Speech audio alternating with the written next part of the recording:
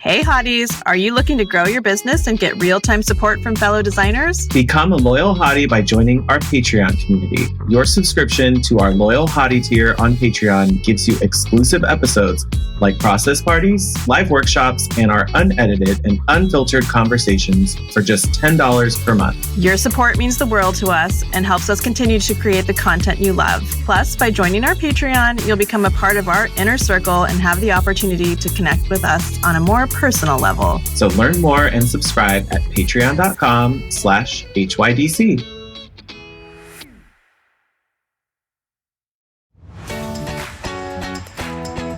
Today's episode is sponsored by MTech. MTech specializes in premium residential door and cabinet hardware that is custom assembled to order in Southern California. So I used them in a project and I loved that I could do an unlacquered brass lever inside the room and a matte black knob in the hallway. Yeah, because their customization options are really great, and their short lead times also mean that we can meet our project deadlines a lot easier. Totally. So Hot Young Designers Club listeners can get a free finished sample ring by heading to mtech.com/HYDC and using code HYDC23.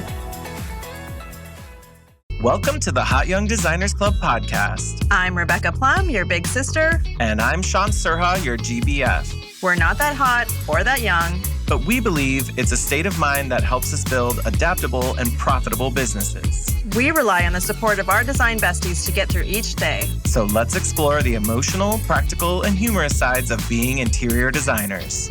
Welcome to the club. Hey, Shaun. What's up, Rebecca? We are here with Rachel Moriarty. Hi, Rachel. Hi, good morning, everyone. Good morning, Rachel. Thank you so much for being here, Rachel. You've been on our get list for a while. Oh my gosh. I'm so happy we ran into each other at KBIZ. A miracle with 200,000 people there. Oh my God. I know. Well, thankfully you know how to be seen in an amazing moment of pattern and color. So I love it. Love that. We'll always find our people at a happy hour. Right? Exactly. Just go to the Prosecco and those are your people. Yeah. Totally. Rachel, can you give our listeners a little background of who you are, how long you've been doing this, what you specialize in? Okay. So I'm an interior designer. I'm in San Diego in Southern California, but I work in a lot of places. So it's not the only thing I do. So it's so funny how when I launched this business in 2015, you just never know what it's going to look like. And so, I do product design now, which I never thought I would be doing. I do online courses for visibility and social selling. And I do, I'm Rebecca, I met you at the Design Influencers Conference. So I do a lot of stuff like that with the different industry shows, tours for High Point Market and the Surfaces show. So I'm always doing something on top of interior design. Yeah, I have some questions about that. I have some questions. Sure. I need more info. Yeah, so that's a nutshell. That's me in a nutshell. Awesome. That sounds like a big nut. It's a big nut to crack. It's a big nut. Can I ask about how you would divide up, just so we can kind of have an idea, how much of your time do you feel is filled with the interiors sort of pie slice of your business right now? Like client. I would say it's the flagship. I don't think I would be able to do the other things without being the interior designer. The thing is, I launched again in 2015, and I was 45 when I launched. It's not my second career; it's like my sixth career. Yes. So relatable. I totally jumped in, and I was like, after a few years, I was like, this isn't going to be sustainable, like pushing sofas around and schlepping. So when I got into the industry, I sort of, went in with open eyes and what are the opportunities that are out there? And so slowly, I think social media has been an amazing help and growing my brand awareness. Some of these opportunities have kind of presented themselves. The pie looks like right now about 80-20 though. 80 client work. Yeah, 80 interior design. Mm-hmm. Okay. Are your clients mostly in San Diego, or do you? Yeah. So Go all over? the majority of them are in San Diego, mostly residential, a few commercial, some multifamily. I'm bidding a commercial job this week. So I'm starting to like get just a few of those. Mhm. Also recently did a project in Los Cabos, and I'm also bidding a Ooh. project in Atlanta. So, I'm really open. Even before the pandemic, I was doing I had signed up with my Doma. So I always had an online project management system. So Mhm. I've always sort of been able to do projects anywhere. I started embarrassingly on Laurel and Wolf. Do you remember Laurel and Wolf? Dude, No. you don't have to be embarrassed about that. That, but that got absorbed into something, right? Haven Yeah, Didn't Havenly? I you don't buy know. It that? No. just became one of those, I don't know. Yes, something. Okay, I do remember Yeah. that. So I had, Yeah. There was a lot and of like, early tech involvement in design. it really helped me actually because I had never worked for a design firm. It gave me process, even though I Yeah. didn't like only working in their platform and not really being able to, communicate with your client directly. It really Hmm. helped me with my process. So it was a great learning experience. Because you kind of had to work within their like Yes. systems and with Yes. their clients. Okay. Exactly. They had it. A lot of tech people are very process oriented. So Yeah. unlike me, unlike my brain. I feel like we have a lot in common. Like I'm needing to constantly like do less Yeah. because I want to say yes to everything, and And there's so I many feel exciting ideas out there that you want to like do them because you're like, ooh, let's jump on it. Like, Oh cool. my that sounds gosh. It's so fun. hard not to say yes to like everything. Breezo recently reached out to me and they're based in Indianapolis and they were like, do you want to come out next week? And I was like, okay. I'm like, okay, forget that I'm a mother and a wife and running projects. And then How I could got you say invited to no? I know. Then I got invited to Spain and I was like, okay. And then I literally couldn't make it happen. I was like, this is ridiculous. But that's the goal to just be able to go to all these trips. Drop everything.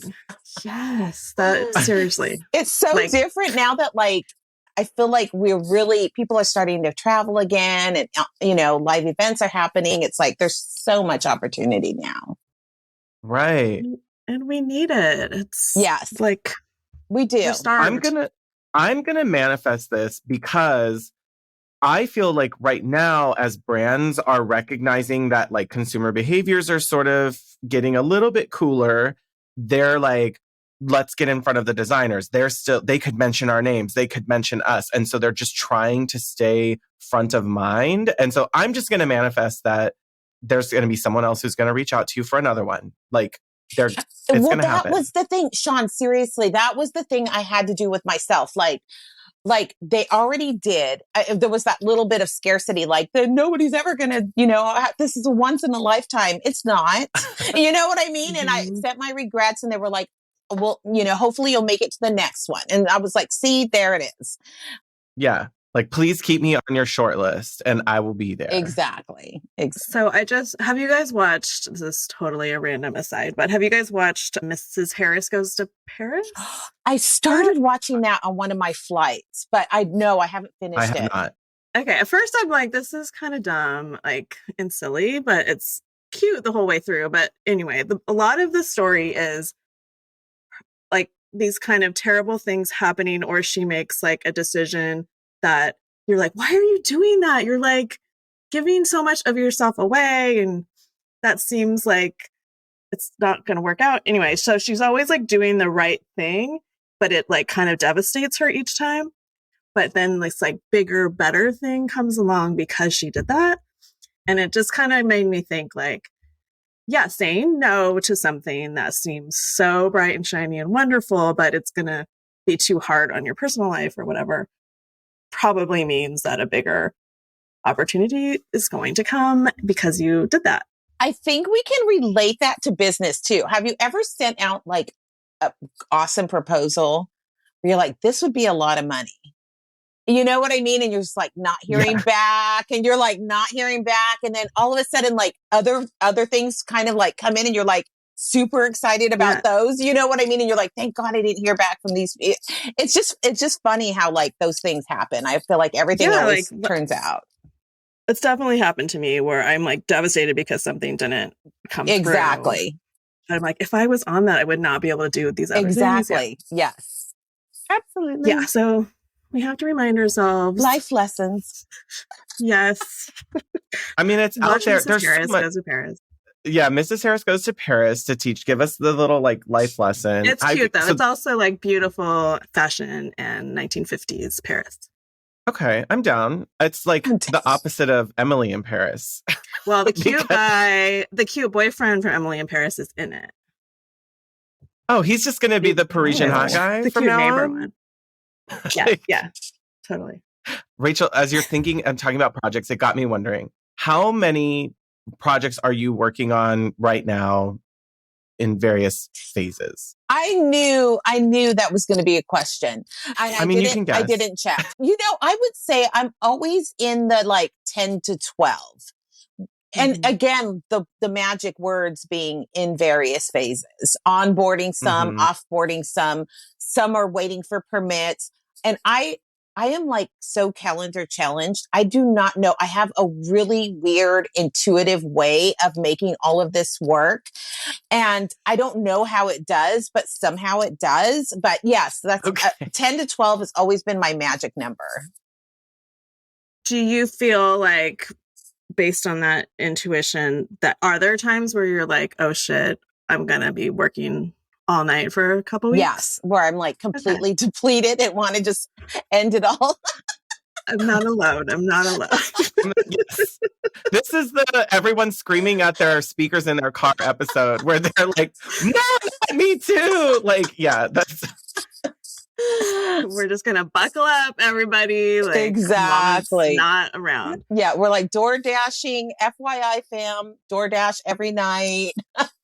Yeah, telling my husband, like, you're not going to have my attention this weekend. I'm really sorry. Exactly. Like, nobody can be needy in my family this week.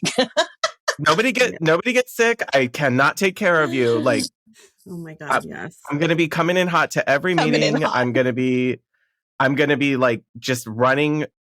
There's no room for anything to not be on schedule or on time sometimes. But then on the other side, I think sometimes it's like when you're looking out at that crazy week and then you're like, actually, some of these things you can just bang out. Like it takes up like more space in your mind. And yes, you do have to have buns in the seat and knock stuff out, but it's actually kind of never as bad as like it is in your head. Like, you know, on Sunday night as you're like, I don't want to get up tomorrow morning. I agree with that. Yeah. There are those days. And I have this kind of bad habit of being kind of like vitalized by that. Yeah. Like I really can ride the momentum of intense pressure and oh my gosh, I call myself a diamond. I tell my clients all the time, I'm a diamond baby. You want to see someone perform under pressure? It's this girl. Yes. I am at my best under pressure. It's like, bring it on. If I'm in that mode, oh my gosh. Yeah. I love it. Are you an Enneagram 7? You have to be. You know what? I don't know. I've done it before, but I don't remember. Yeah, you sound like yeah, there's always like there's someone who like subscribes to that stuff and is on it, and then there's like those you're just like, I don't remember. I can't be tamed. I'm into it when I hear it. Like if I hear like a pot, I'm like, and sometimes I'll hear and go like, I know I'm just like that person, so I must be that, you know? And then 7 is like an adventurous, like we liked the uncharted waters. We like new and exciting versus safe and secure. Yes, absolutely. We say yes to a lot of safe things. And secure. I'm a like, yeah. So I will let my anxiety roll out of control unless I have like a check-in, a step. It's got to be scheduled. Don't try to jump on my calendar 5 minutes before something. Like, I wish I need a little more of that because it's like literally the calendar. It like that Spain trip. It was like I had everything booked. Like I was ready to go. And I was like, you better bring out the paper calendar because I just don't get the Google calendar. I don't know why it boggles things on my the calendar. mind. Like I have Sometimes to, you gotta write it I down. have to like look at it, and just like be very tactile with it. And I'm like, what am I thinking? No, I can't.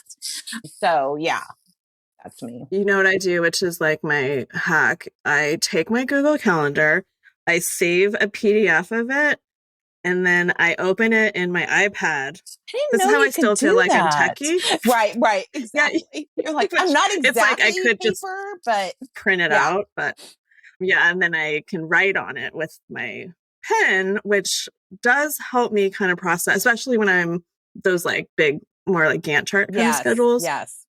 That's how I do it. Oh God, you said Gantt. Okay, so this you is said Rebecca's Gantt chart. I masterclass. can't. Yeah. Our corporate lives come back to us to haunt us. It's not actually a Gantt chart. It's just me writing in different colors with my iPad pen. Right. But you can draw the little lines and fill out like, okay, Yeah. 2 weeks on concept, and then presentation is somewhere in this week, plus 2 more weeks for this. Like you can fill out so much more. I can do when that you can with visualize one it. project, but I don't understand how it works together with other projects. Yeah, that's where I just get like, what? Yeah, I just have to use intuition. We need that. We just need, I don't have that on my team, but I really could use that whole someone who has the beautiful mind of that stuff. Like overview. I need that person who can stare into an empty space, or like, what was the one with Anya Taylor-Joy where she was playing chess? What was that one again? Queen's Gambit.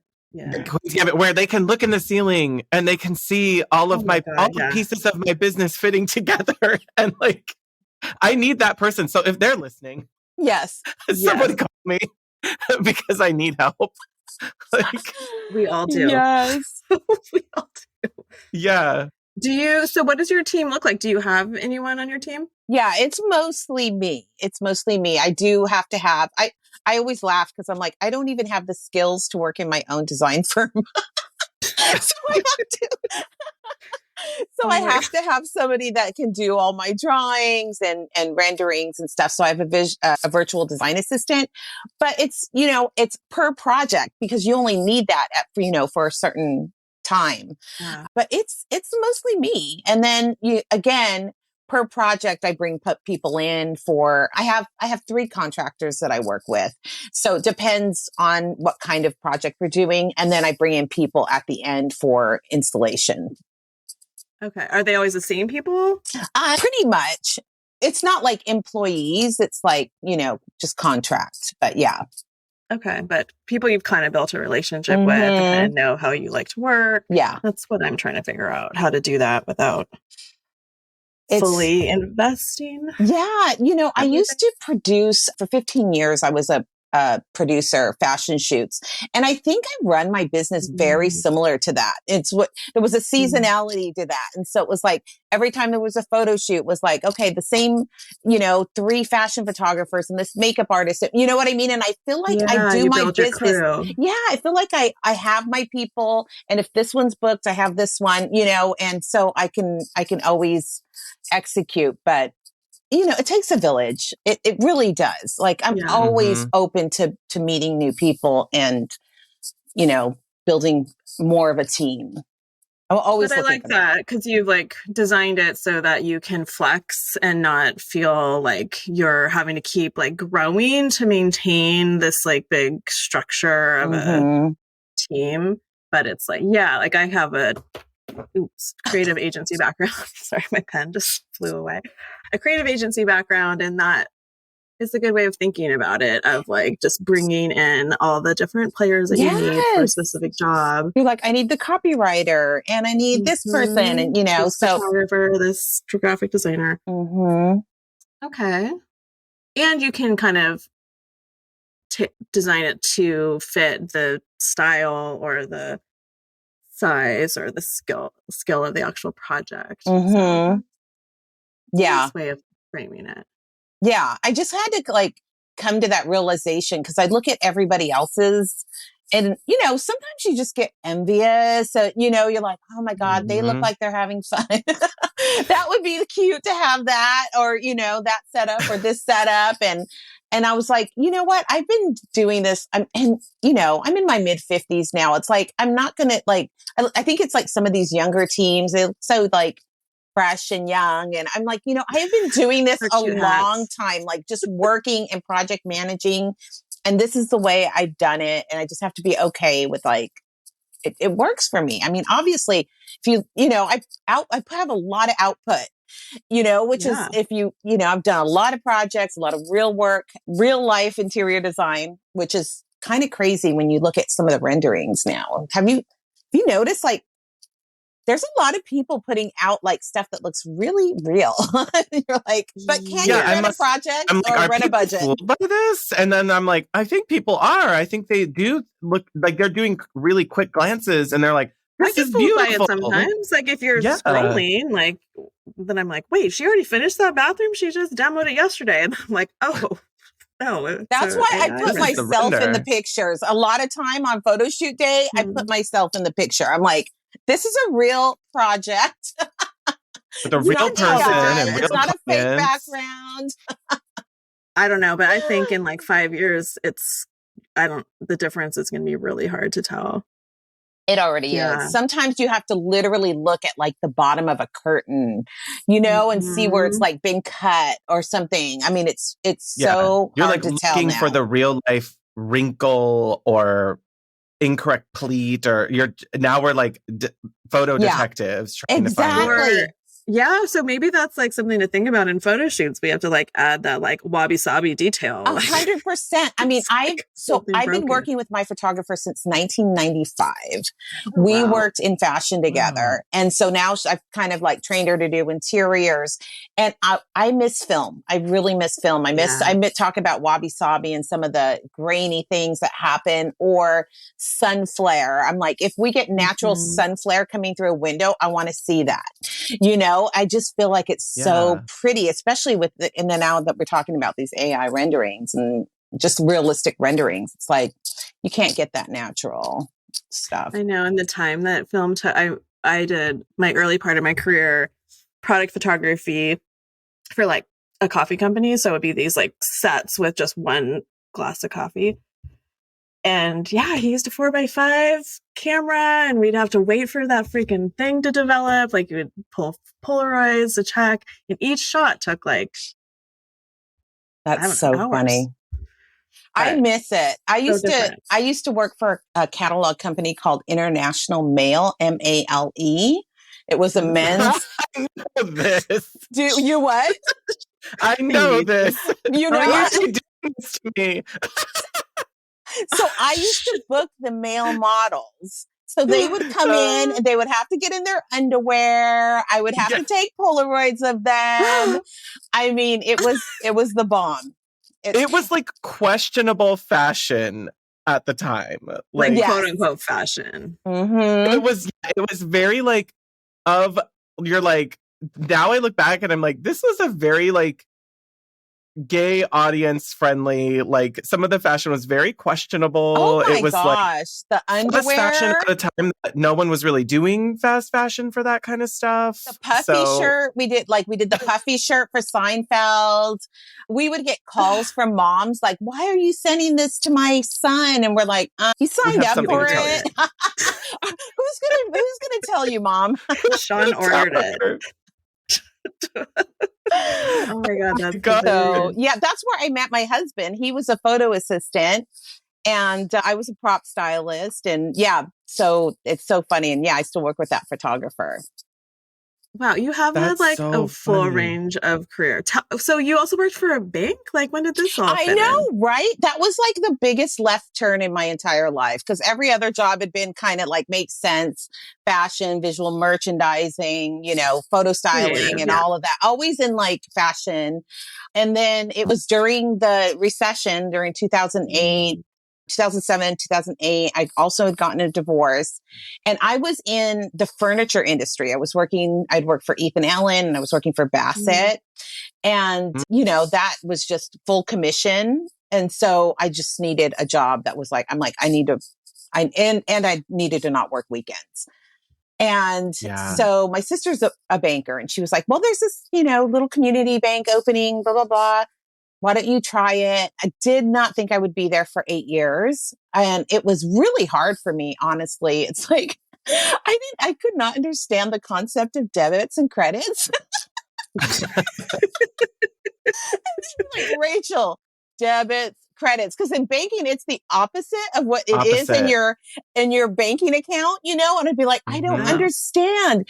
And then when I became an officer and I was in charge of like general ledgers, it becomes the opposite again. And it was just like, it was hilarious. So the one thing I was successful at, every time I would go to a different bank, they'd be like, you're going to be the face of this business or this branch or this office.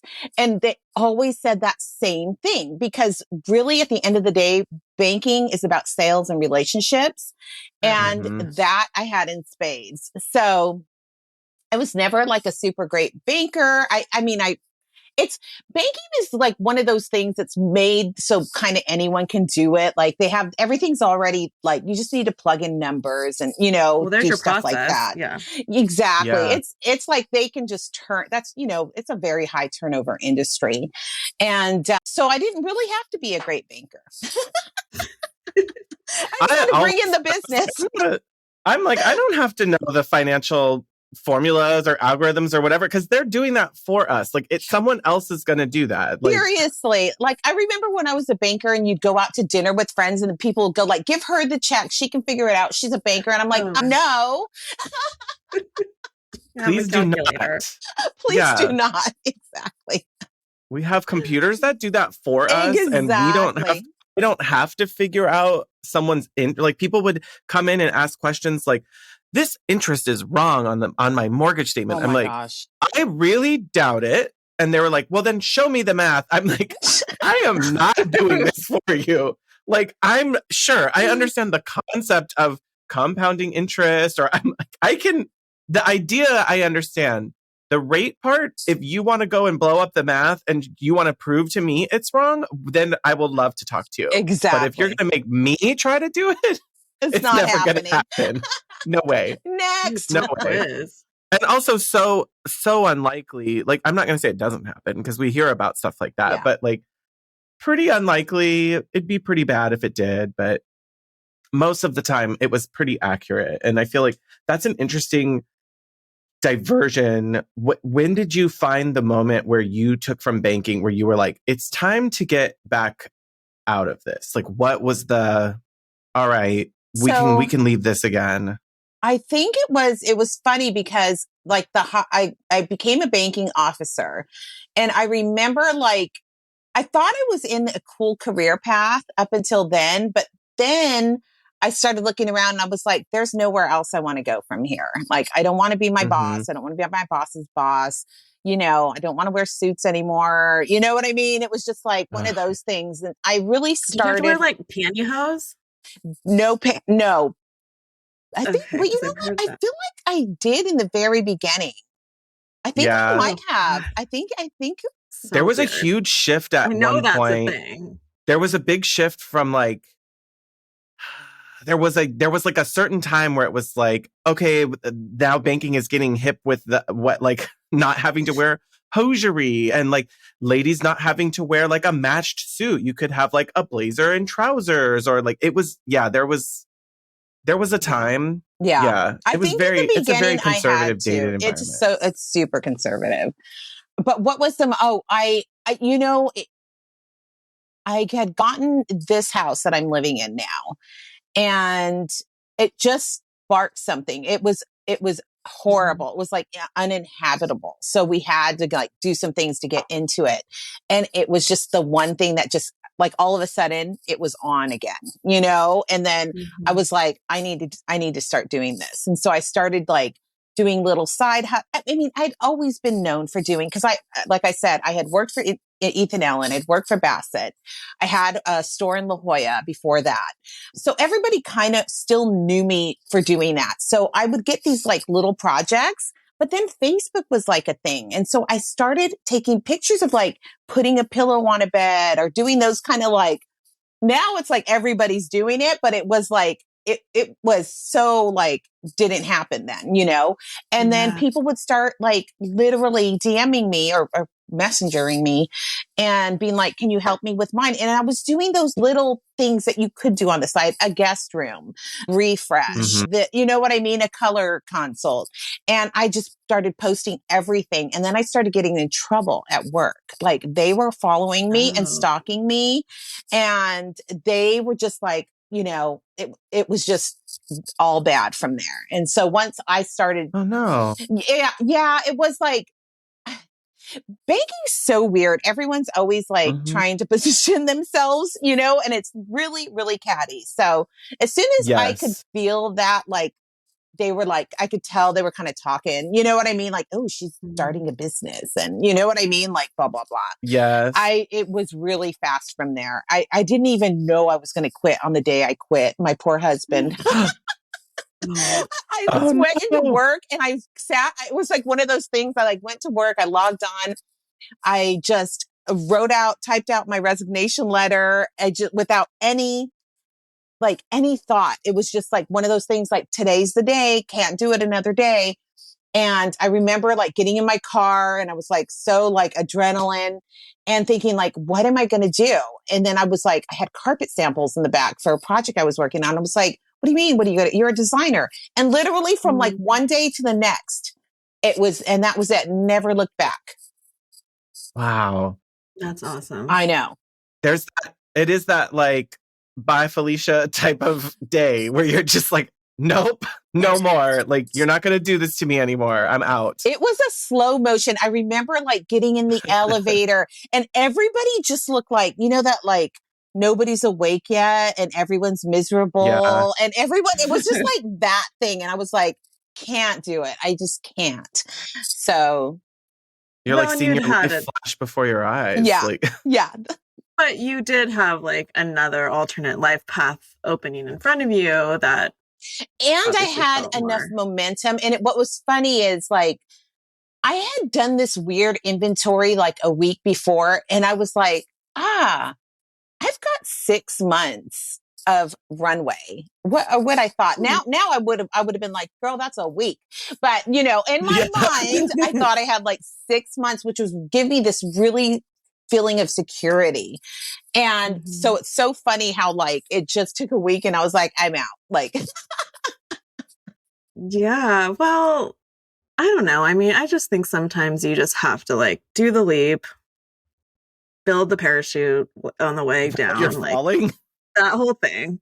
Well, because you're motivated. I mean, sometimes you just need the fire to like you do you to really but you know that being said, that is when the work starts though, because then you have to start working on your self-concept, right? And it's like, okay, I've been a banker for 8 years. I had this voice in my head that was like, who is going to call the banker to design their house? Like there was this, you know, and so I had to keep working on my self-concept. And I feel like we always have to do that. Like I just recently had to do that with product design. Like in my mind, a product designer was somebody who ran around with a sketchbook and had all of these great designs and, you know, and people kept asking me about like, what, you know, like these collaborations. And I'd be like, I'm not a product designer. And, you know, my friends that are product designers are like, are you kidding me? You do custom items for every project. But it was so weird. It's like, I have my designer hat when I'm doing, you know, custom items for a project. Right. But and then to put on a product design hat was like, it was just so weird. So I feel like no matter whether you're going from banking or doing something within the industry, you're always expanding your self-concept. But do you feel like anyone who doesn't know who Rachel is or hasn't seen her or her work, like Google it, you'll get an instant idea of her aesthetic and design point of view. And to me, it's like pervasive. It's like your personal style. You fit perfectly in the room interiors that you design. Do you feel like you always had that, or did that have to evolve? That totally had to evolve. And it's, you know, okay. I think what I did is, again, the work started once I quit banking and then was all in on interior design. And I've had to do tons of coaching, you know, and that's been a big game changer for me, working with my self-concept. How exactly did you word the question? I'm sorry. ADHD, by the way, is another thing. Okay. Also relatable. Yeah, for sure. Did you have to, like, have you always had your like personal like brand identity? No. So, I mean, you can imagine that I was like a banker for 8 years. So I had a complete wardrobe as a banker. And what I did was I did this, like, I took everything out of my closet. I'm a thrifter. I love thrift stores and estate sales and all that. So I took everything and I donated it. I went inside the thrift store. I bought some funner clothes or things from working from home clothes or designery, just fun prints and stuff, and started building my wardrobe. But what I had already had was I have been collecting scarves since I was 12 years old. So I have this huge scarf collection. So I was doing lives. So I had done a year and a half of Facebook lives every single day. Literally every single day without missing a day. I had 3 deaths in my family, still came on. It was just a challenge, a thing that I did for myself to challenge. And I really grew my awareness in my business that way. And I used these scarves. I would change, I have hundreds of them. And so every day I would put on a different scarf. And people would be like, I don't know what you're talking about today, but I'm here for the scarf, or I'm here for the fashion, or I'm here for this, and then it was like, I had glasses without frames in them. So I started playing with fun frames, and it just, it really is me, but I just became more me as I became more visible. Like I had to change the way I looked because I was coming on the camera every single day.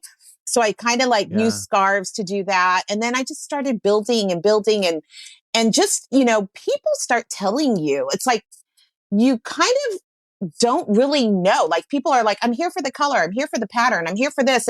And for me, it's very natural. But then I was like, oh no, it's actually like not, everybody doesn't do this. Like it's not natural for everyone else, So it was something I just put my foot on the gas. And, and then everything just became, super colorful and super maximalist. Like, I just thought I was a hoarder. You were just collecting all these things. I'm a collector. And so I just started, leaning into that as well. Like, I just started curating better and editing better, on top of that, I was honing my design skills. You don't just you start on job one. It's like, your greatest, it's not your greatest work. It doesn't stay up on the website very long. No.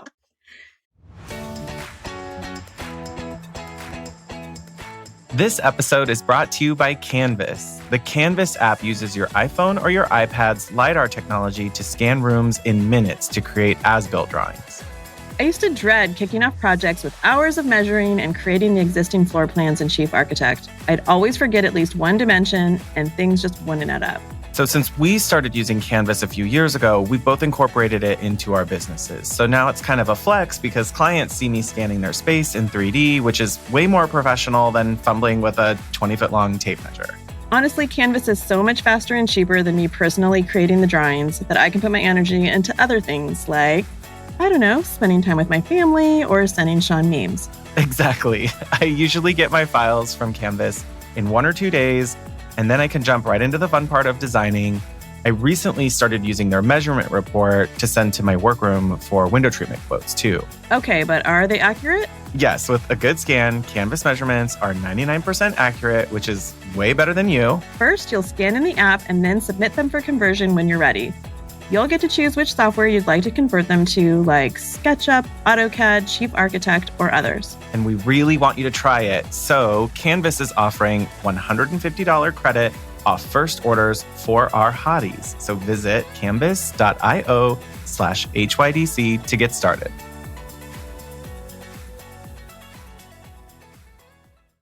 Hey hotties, have you been missing new Process Party episodes and want more behind-the-scenes scoops? It's all over on our Patreon. Our loyal hotties get exclusive episodes, live workshops, and our best unedited and unfiltered conversations for just $10 a month. And if that's not enough, it's super easy to subscribe and there's no long-term commitment. Learn more and subscribe at patreon.com/HYDC. So what I'm hearing is you were kind of compartmentalizing a lot of your life, including maybe your styles. So like you were just putting these scarves on just for these lives, but then going back to kind of like banker persona the rest of the time. And then once you quit, you were able to like merge and integrate everything and develop.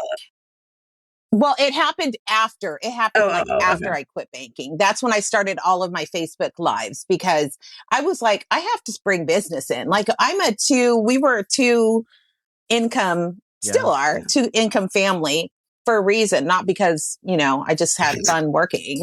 And so I was like, I have to make this work. And I had this voice in my head that was like, Facebook Live had just started. So it was like, get up tomorrow and start a Facebook Live challenge, which is what I did. A 30-day, and it led to 90-day, and it just kept going for a year and a half. But so that was like, getting up and looking different every day, like looking like I had a different outfit, but I didn't even have the funds to do that because I just quit my job. So it's just sort of how I sort of built out what I am. And then I don't even mean build out. It just like, it's almost like peeling layers of the onion. You just become more you. But in my case, it's like adding more. Like instead of peeling down, it's like layering adding layers. I think it's something that we hear from so many designers is like, I guess it's hard because they're imagining starting from like the first step, which is just like, I don't show up. I don't know how to show up. I'm scared to show up. And it's just like, well, there is no everybody. Yeah, every that's day. all of us in anything that we're new at or haven't done before. And the truth, like, I'm starting to run out of advice because the hotties ask that question. They're like, what do I do? And I'm like, you literally just have to one day decide you're going to start doing it. Like, I'm going to go and put my face on a camera and I'm going to talk, and it's going to be awkward and weird. And maybe I'll delete it. Like, maybe I won't leave it up, but maybe I'll be okay with it. And then you do it again the next time and it gets a little bit easier. You do it the next time. And I mean, there's truly like, there is no, well, you'll find the right makeup that day and that'll make you feel like suddenly you can put your face in front of people or you can put your style in front of potential clients. Like, it's just pick the day, like just do it. That's it. It's going to be awkward. Like, you do it. Everything is a decision. I feel like everything is just a decision. It's like once anything like a health journey is like, why did I lay on the couch for 2 years? It's still 3 years. I'm still like sluggish. Yeah. Like the pandemic isn't an excuse anymore. Everyone's like get your life together. We're still all hungover from it, though. I'm waiting for that decision to come. Yeah, exactly. So yeah, everything's a decision. And you know what I think it is, to be honest, it's learning to also work with your nervous system a little bit because it takes a lot out of you. Like you will do a live video or something like that, and you will just feel like you need a nap afterwards. You're like sweating profusely. Yes. It's just like, you've got to figure out a way to get regulate your nervous system, whether that, like I have to do a lot of, I tend to be one of those people that like holds a lot in my body and it'll make me sick, so it's like, I just had to learn over the years, like, okay, go to regular chiropractic appointments or whatever. I just have to get like stuff out of my body. And it allows me to put myself into positions that are really scary for me because I'm an introvert. So for me, actually, and I would say for anybody that's an introvert, doing videos or something from your social or stories or reels, that should be easy because, it's not in front of people. Rebecca's seen me. I mean, I think I did the scariest thing. You were there live. I did the Design Influencers Conference, and that was the most frightening thing I have ever done. And I never got better. I thought on day one, day one jitters. And then by day two, I'll feel okay. The entire time I was just running like on nervousness the whole time. And I didn't realize how big of an anxiety it was. Because I've done panel discussions and stuff. But and you it's were like, co-hosting. But, it's only but I was co-hosting and it was, 3 days is a long time to be on like that. And I just wasn't mentally or physically prepared for that. But I still will not, I will always put myself in those positions because there's only one way to get better. And just, you know, for and it's like that was not evident to the audience that you were nervous at all. Oh my gosh. I was a mess. In fact, I mean, that was not clear. on day 3, somebody gave me like half a Xanax because I was just like, somebody who knew you though, right? Like a friend. Yeah. Like, somebody that knew me was like, girl, you gotta settle down. 30 days of taking pills from people is a long way away. All these like proper ladies in the audience. I mean, it was just so funny. And I was just like, the next week after I got home, I was just like laid out, you know. Adrenaline. It's like a recovery period for yourself. Yeah. Like anytime, I feel that way. Like I don't know, 6-7 years ago, I was kind of going through this midlife crisis. I needed to kind of do my own thing. And I brought this group called Creative Mornings to Sacramento, and I signed up to be the host, and it's a national organization of these monthly meetings where there's a speaker. So I just said, I'm going to sign up. I was so terrified, but I did it anyway. And I think that's the thing is like people you have to do it even though you're scared. Like maybe you can't wait till you're comfortable. Like never. How are you ever going to, like when will that day come? You're never going to start comfortable. But now like that has completely changed. So I did that for almost 2 years. Every month I'd speak in front of 200 to 300 people. And I just kind of like became like my persona isn't polished and slick. And so that I just like, and I was still embraced by the community. And so I just realized like, who cares if I fumble my words and say the wrong thing? It's just going to be what it is. And maybe people like that about me. Maybe. I always feel like I'm rooting for somebody. Like if I can tell they've got nerves, I'm just like sending them all the good juju. Like, come on, you got this. You know, I'm always rooting for someone that puts themselves in that position. But that like adrenaline spike, and I always so it got to the point where I'm like, I'm going to feel high as a kite for an hour after this, and then crash so hard. You're going to crash even after presentations when I do them now, because like I want them to like it, I want them to be happy, and then I get through it, and I'm like, oh, I can't do anything the rest of the day. Like if it was 90 minutes, I'm like, I'm ruined for the rest of the day. Exactly. Like, there's no way to recover that same heightened energy and excitement and optimism and fear and like it's just a jumble. Biology involved in it too, which is what you're saying with the nervous system and like building that into your schedule, like just knowing that about yourself, not like putting like High Point Market or K-Biz. Like, come on, you cannot come home and then jump into like a presentation the next day or whatever. Like you have to refuel your, you know, so you have to kind of like get to know some of these things as time goes on. But it's so worth it. Really it's so is. fun. And if you, I mean, don't we have the best? I mean, we have the best jobs. No, even clients are so jealous of like what we get to do when they're like attorneys and doctors and, you know, project managers, but in tech or something, or just like, but also just people who are like, I'm a marketing consultant for, you know, a fossil fuel company. You're like, okay. And they're like, my job is not anywhere near as fun as what like you're doing. But they can afford to hire us. They can hire us. Exactly. Like they can do that. And I do feel like there's a sense of like pride of being an interior designer. I remember when I was a banker, I'd be like, I'm a banker. And I remember I ran into somebody that had known me from my creative, you know, time. They were all, they were like so disappointed. I was like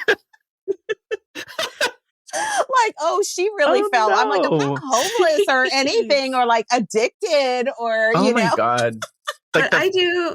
My condolences. Right. Exactly. It was literally that. It was so funny. I do think we're really lucky to that. And I know you really lean into this, Rachel, the industry as a whole. I don't know any other industries where people have these national friends in such quantity that we get to actually see at least once a year if we attend events. It's like family reunions, you know, every time. Yeah. I feel like it literally and social is. media It's so like crazy. keeps us in touch, even though we're not like not necessarily picking up the phone with everybody, but like we have the reunion and it's so fun.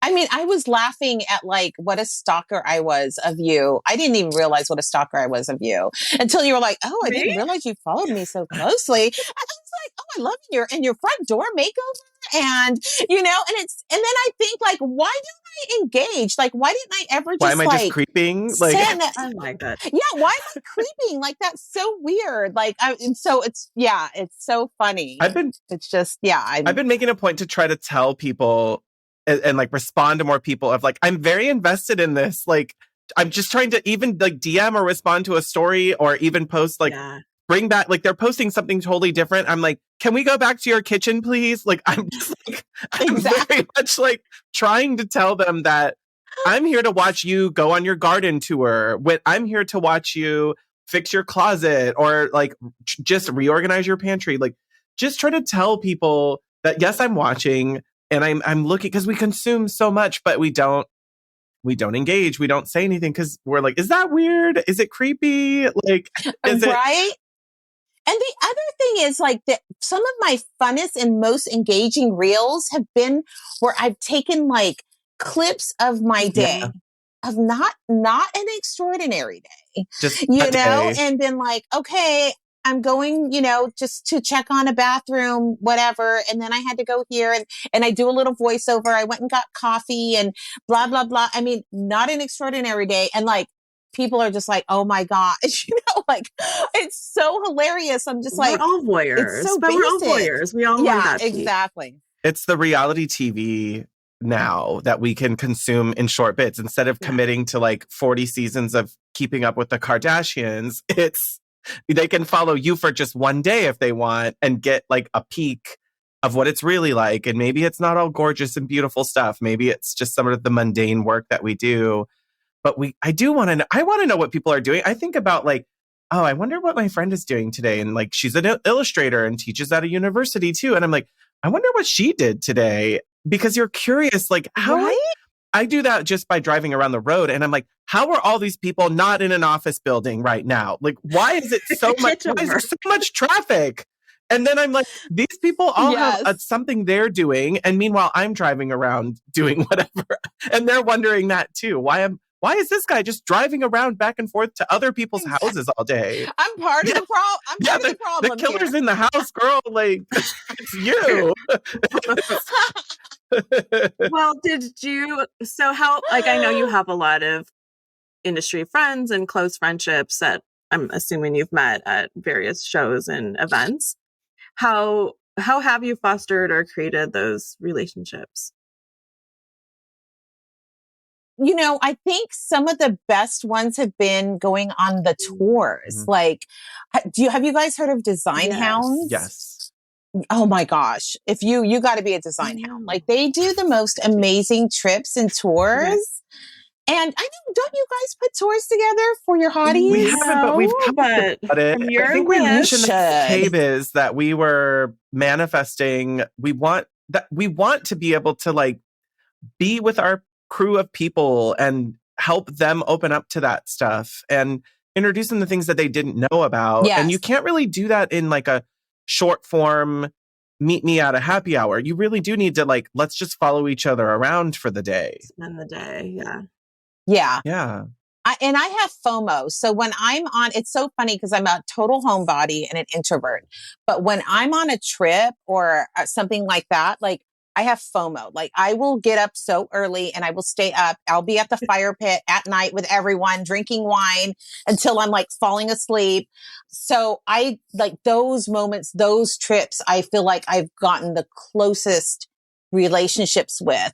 And those people really help my business because I'm like, I'll be like, girl, how are you taking a year off? Like, and she'll be like, oh, well, 2021 was really good, you know? And it's just, you know, and it's like, can I send you my contract? Can I, you know, am I bidding enough for this? Or like, where are you getting those renderings? You know what I mean? And so it's just like I feel like you really need those relationships to elevate your own business and your own also client experience. We talk about that all the time. And we We've just launched last month, I'll say, because we're in the future.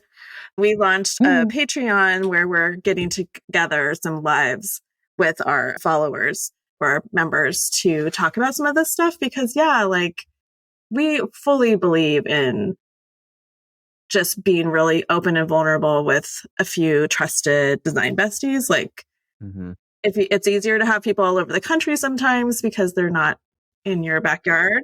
In your marketplace. Yeah, exactly. But yeah, I mean, every single growth or leap or bound has been because of somebody that I've created a relationship with through a lot of Instagram and or events. I mean, Shaun and I met at Las Vegas Market. Like, that was our first meet at. Well, we met on Instagram, but then we met at Market, and we met on the apps. And so we had a real life date. Our first date was in Vegas. I had a podcast called Design and Style. We did 100 episodes, and I had met my co-host. She lived in Tennessee. Her name's Dixie Willard, and she's part of the My Doma team now. And we have a community, a private Facebook community of like 2,000, and I still have it now. But yeah, it was the same thing. Like, we met through a coaching group, like a membership group, and just started taking our Zooms offline, like doing little Zoom coffee chats and working with each other that way. And then it was just one of those things where you're like, we should be recording these. And then that was, I loved having a podcast. That's how this was born. So exactly. You're like, I know, you're like, we need, these conversations we're having need to be out in the, and now I'm like, sometimes I'm like, that was an amazing one. That needs to go in the Library of Congress. Like, it was the best episode ever. Like, and then I'm like realizing only designers are going to find this interesting or revealing, but there's something I will listen. The other day I listened to an episode, and I think I texted Rebecca about it, but I literally listened to an episode twice because the first time I was just like blowing my mind listening to a podcast, and it was a Business of Home one. It was, I know, but it was a Business of Home podcast, and they had the founders of Nikki Kehoe on, and I listened to them, and it was just so fluid. They weren't over prepared. You could tell, like, it didn't feel like their PR team or someone was like very heavy handed, which that's when it feels the best of an interview. And I listened to it the whole way through, and I was like, I have to go back because I was so enthralled. Like, if I had been at a cocktail party, I would have just been staring at them, with googly eyes for an hour while they talked. Like, I wouldn't have interrupted. I would have just stared. I would have just been in the corner, like, swooning over them. And then the second time was when I had to, like, think, oh my God, they revealed something really special about their partnership together and about their business. And that's when I really was like writing the notes down. And so there's something, I don't know, but also kudos, like 100 episodes is no joke, as like, yeah, you're number 90 work to do that. Like, that's taken years for us to get here. Yeah, it does. Right. It takes dedication, and it's its own thing. And it grew our visibility to a point where we were like, okay. Then I think HGTV got a hold of me. It was just like, podcasting is just a way to raise your visibility. It's an unbelievable. You're like, I could just talk to anybody. I could just call anybody and talk to them. Like, it's just right. Isn't it weird? It definitely gives you, like a intro, like a key to talk to somebody. And whether it's just like confidence, like, I feel like, and sometimes it just gives me the confidence to ask somebody to talk to me. Right. Exactly. Yeah. No. Rebecca, did we do the one room? I'm trying to think of how I came. Did we do the one room challenge together? I don't think we were on the same team, like the same cycle, but the same group. I was spring 2020, so it turned into summer 2020. Yeah, I don't think we were in the same room. Which room did you do, though? Which room did you do? Master bedroom, my primary bedroom. I feel like we weren't. Not as a feature. That was when I did it as a featured, but maybe I did like 5. Maybe I was the season after you. Oh, yeah. I've done several. I was a feature. Maybe I was after you. Yeah, I was only featured close. Once, but I had done like 4 before that. What a great gig, though, right? It was so fun. I don't know. I was like, please call me again. I want to do my kitchen. I want to do it not in the throes of pandemic shutdown. Like, right. Oh my God, so stressful. All that, like, half of the sponsors canceled. What? Yeah, because they Because like the couldn't. beginning get one, they stuff. were freaked out. Like that early one, they were like, "Oh my God, it's pandemic. Everything's shutting down. We're not spending. Cut all the marketing. No one's budgets." going to spend money in their homes. Yeah. Oh my Little did gosh. they know that was probably the time The to put biggest on the boom. gas. Like that was when they probably should have really leaned in. It would have given them a lot of visibility. But they, hindsight is 2020. I'm Yeah, sure they've looking learned at their you, lesson. Shaun, have you ever done the one room That's how challenge Rebecca and as a I, guest participant? yeah, I did it as a guest participant. That's how Rebecca and I met, because I was like No following her, because way. she was doing stuff with color and it was exciting. And I think she was doing like a mud room. That was your mud room, wasn't it, Rebecca? Our little Like back powder entry bath. mudroom, powder bath. And I came across her spaces and she was using color and I thought it was so great. And then she said she was going to hand paint wainscoting with the little grooves. They were in like it. It was flat. I was like, you don't shut up and get yourself a sprayer. I'm going to be so angry. And I was like, you need to go get a paint sprayer, because I had been spraying the trim. Or no, I just finished hand painting wainscot in my laundry room for the challenge. And I was so angry at myself because it took forever to get every little groove and every little spot. That was the first time you bossed me around. I'm like, please don't do this to yourself. I just lived through it. And then ever since then, and now it's your bathroom. The funnest event. I love that event. I think it's so fun. I know, and I like every time it comes. It's like coming up now in a couple weeks, or next week, right? Mm-hmm. And I keep like, I want to jump in. I still have so many rooms to do, like this one behind me, but I have so many that I just need to like refresh. You know what I mean? It's been like, I don't know, 5 years or whatever. And I just kind of been living with it, or just slightly tweaking it, but not the big, like clear it out, take everything down, paint, and then take it like to full styled, like ready for photos. Yeah. Like that's what I love about it. Like for my own home, like I rarely do that. The last couple years. And this is the weirdest thing. When I look at my analytics on my blog, one blog, and it's from 2020, is called like a maximalist home office.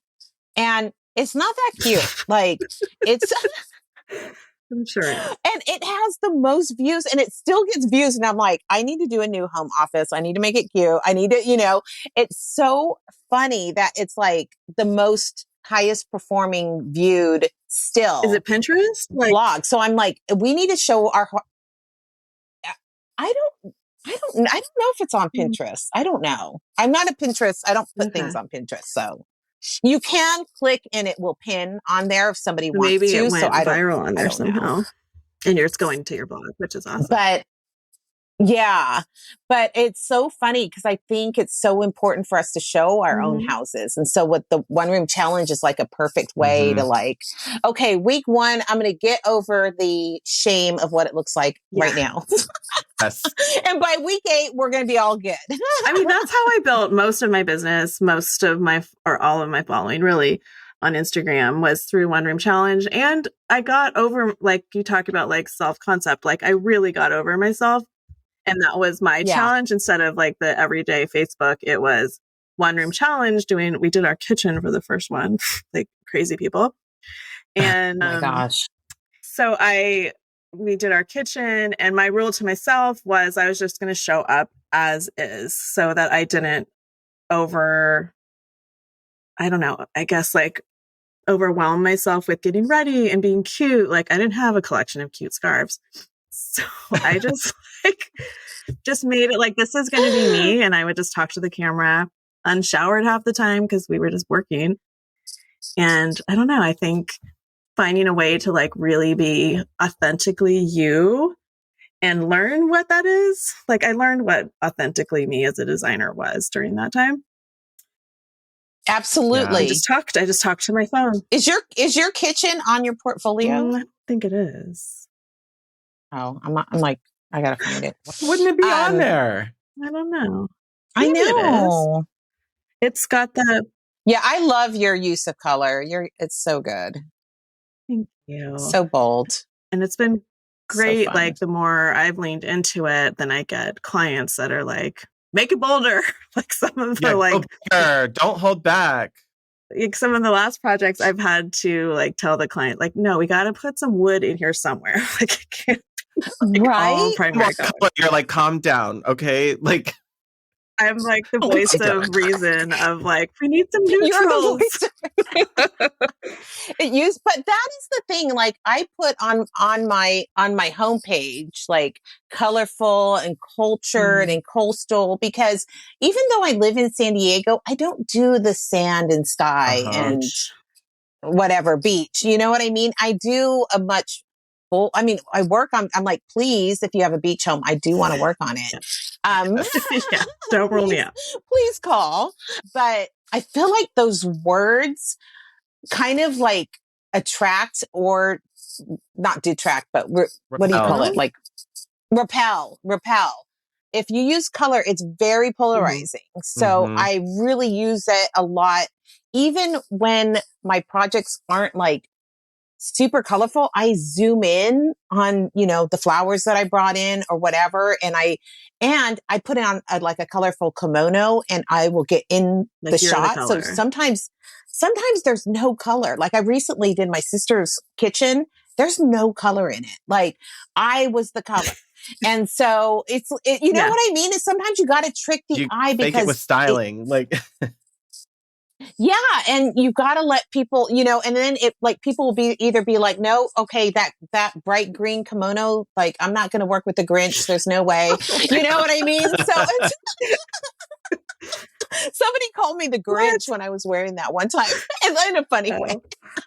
And you were like, Grinch has great redemption story. So thank you so much. Like, yeah, his heart grew 4 sizes.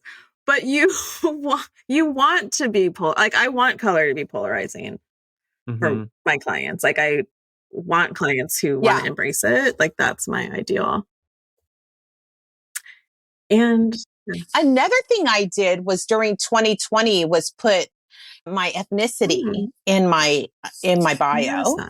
And recently, like I've been getting, the first question you ask is like, how did you find me? Or what did you, I found you on Google, whatever. Do you remember what you put in there?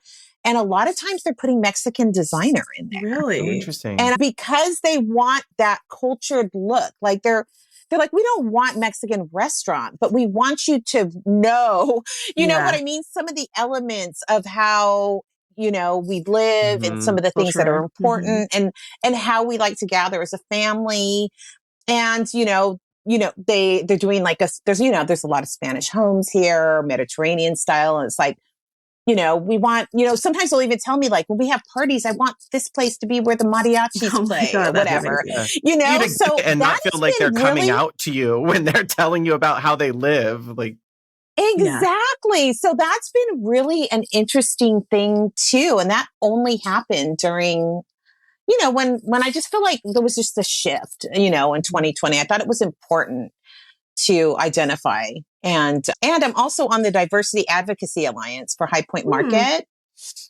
So they're becoming, they were the South and, we know what's sort of happened and in the past. And so they want to make sure that they're representing, and that's been a good thing to be involved in as well. And I think as an industry as a whole, it's pretty pale.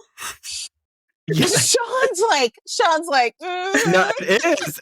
This is like what we keep saying. Like, it's just like, okay, honey, it's enough. Like we've heard the same perspective like a billion times. And I really appreciate that we've heard it, but like, let's elevate some other voices here. Let's move on to something different. And there's just something about that that's really surprising. So when you were saying that you're starting to do product design, I was like, okay, let's hear it. Like, let's look at what other perspectives designers are going to bring who have like a unique outlook on something. And I think it's just like, it's long overdue because as an industry, they're just in this like echo chamber of repeating the same things. And all the big, like, honestly, like the vendors know. I've talked to some of the vendor reps. I'm like, you're creating the same stuff over and over. And you think you're going to get a different result. And meanwhile, there's people looking for different things. And they're like, we don't know why it's such a great line. No one's buying it. I'm like, have you done market research? Have you asked us why we don't spec these products and why we don't like it? Or who it's not speaking to. And I just think there is that they think they know what everyone wants and they think they know what's good for everybody. And meanwhile, they're not.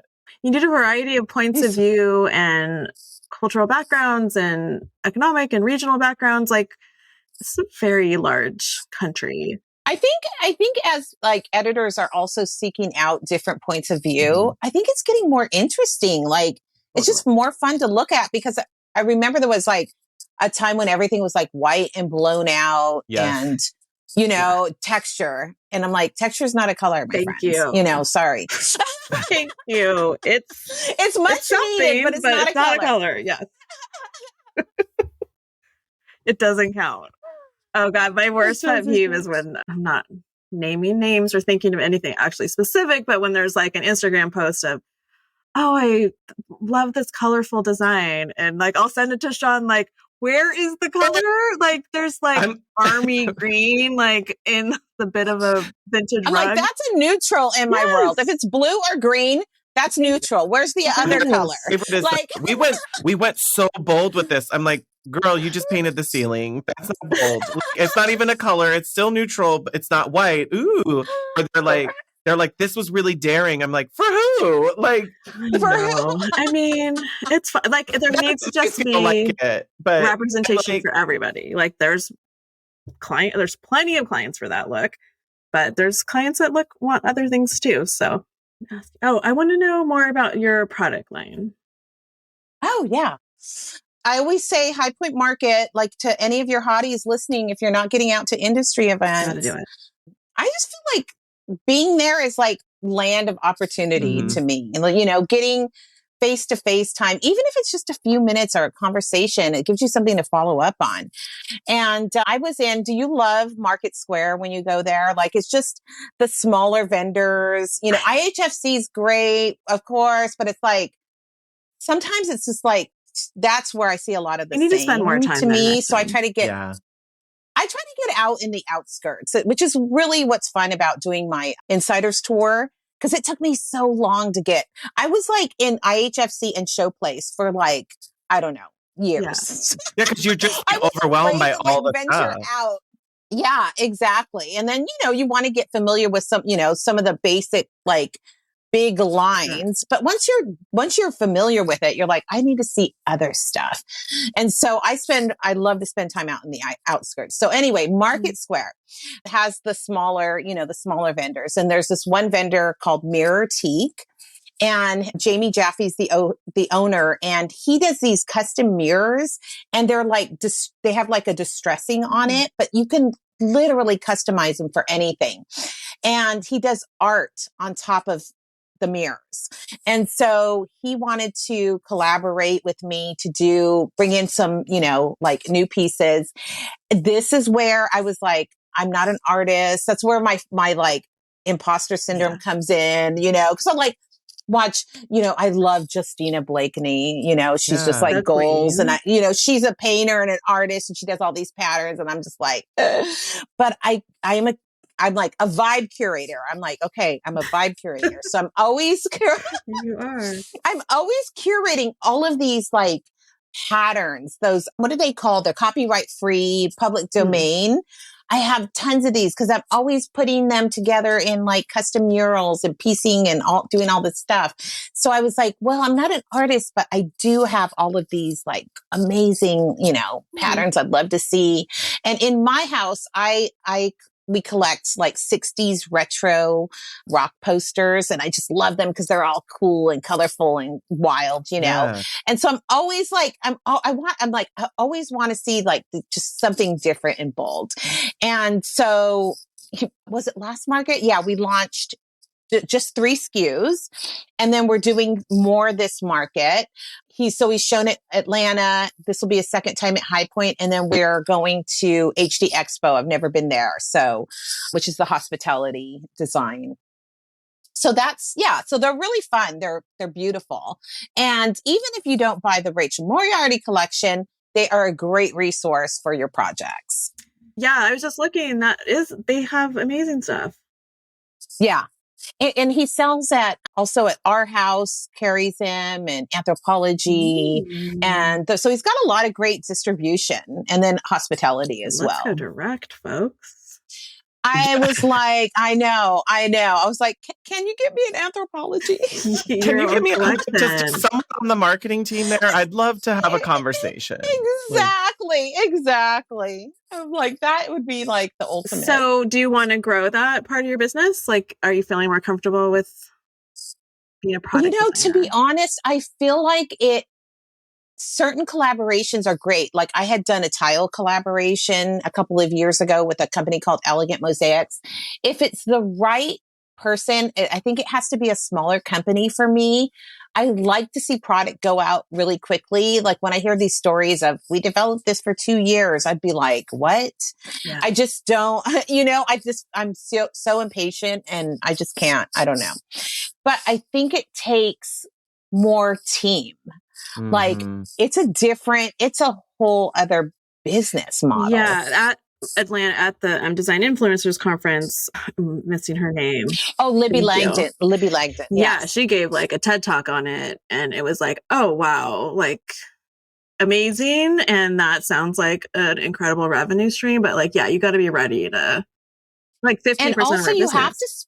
You have to spend time with these people. You have to like who you're doing these things with because you have to travel and go to shows and show your face and do meet and greets. And it's a lot.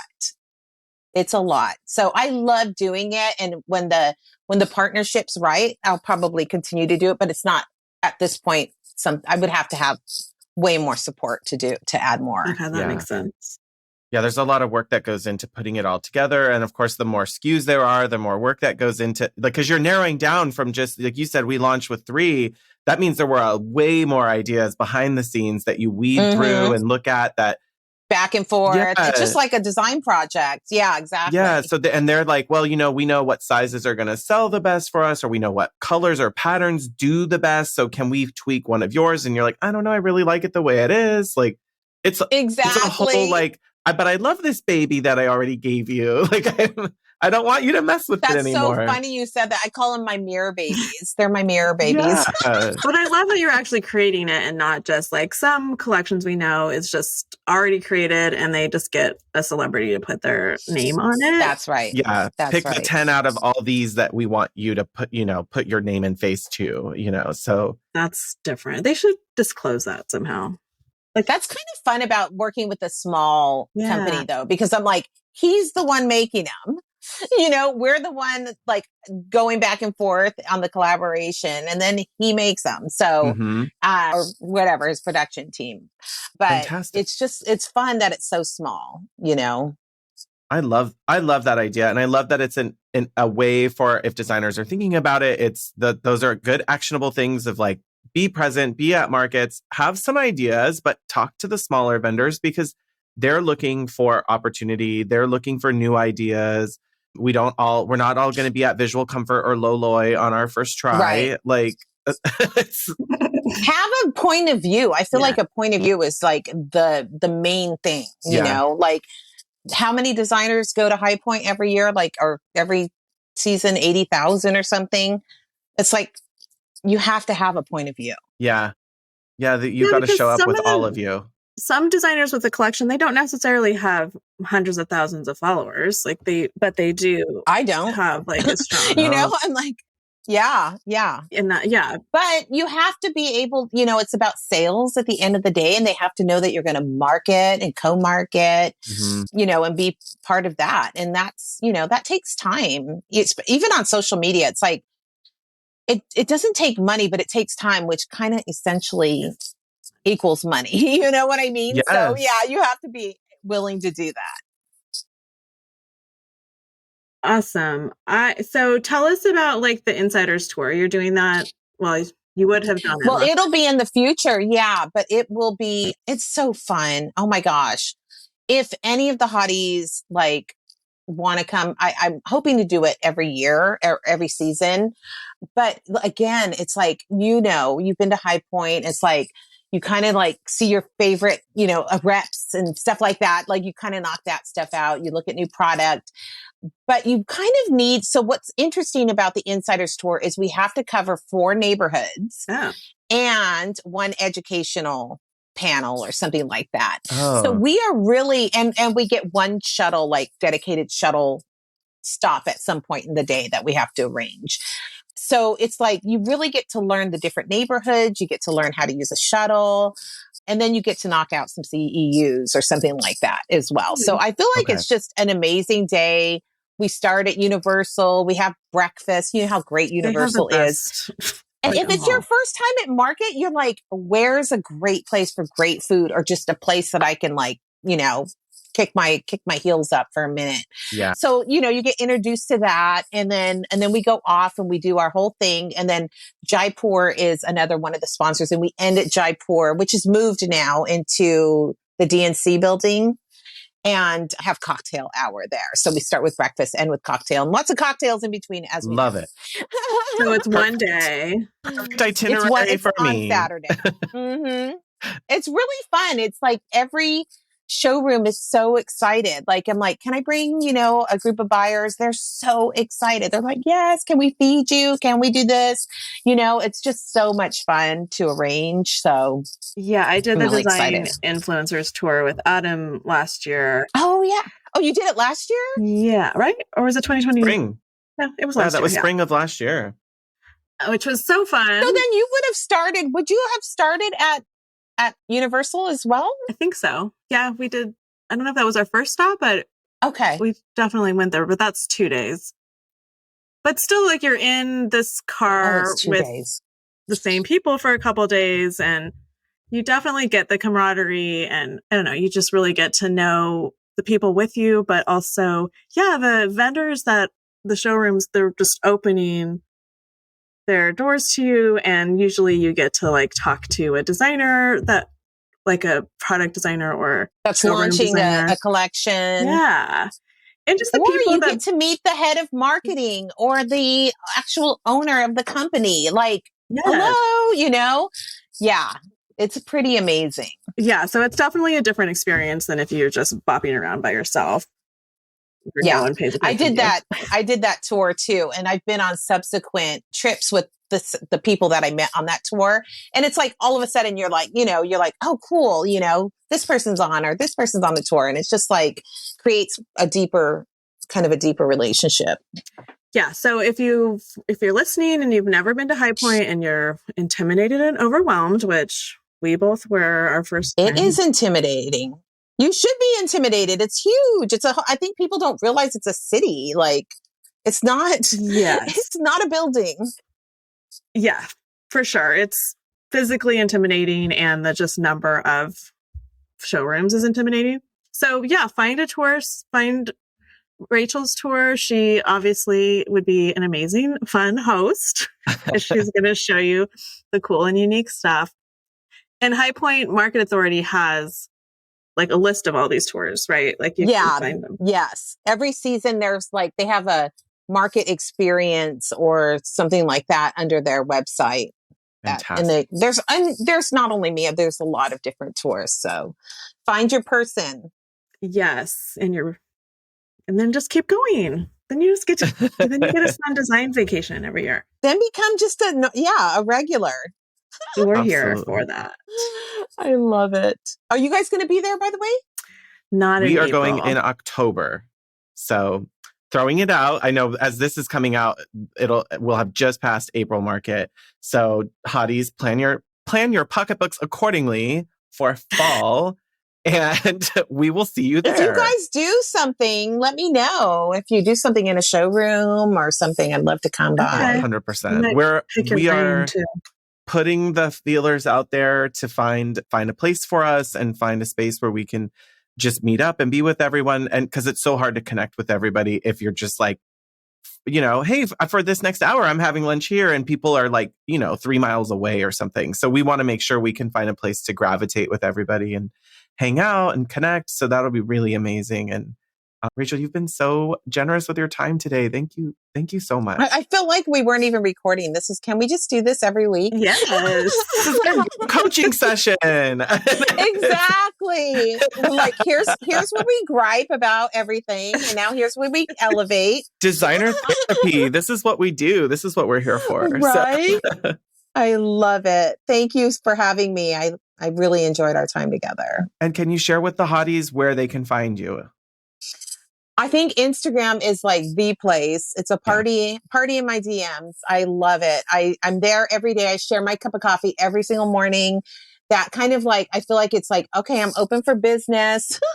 Yes. And and I just, I do stories I'm really like pretty consistent on my stories and pretty consistent on the feed, but I love stories. Yeah. Stories where the fun stuff happens. So hotties can find you at Rachel Moriarty Interiors. Yes, absolutely. We'll put everything in the show notes. We covered a lot that's definitely going to end up in the show notes. I know they're going to be scrolling to click through. So this has been amazing. Thank you so much. Thank you. Thanks, Rachel. I'll talk to you guys later. Bye. Bye. Until next time. Stay hot, designers. Thanks for listening to the Hot Young Designers Club podcast. For more on what we talked about today, check out the show notes. Your support helps us grow, so share with your design besties. And subscribe and leave a review on Apple Podcasts. Our conversations continue on Instagram. And be sure to download our monthly resources on our website and our Patreon.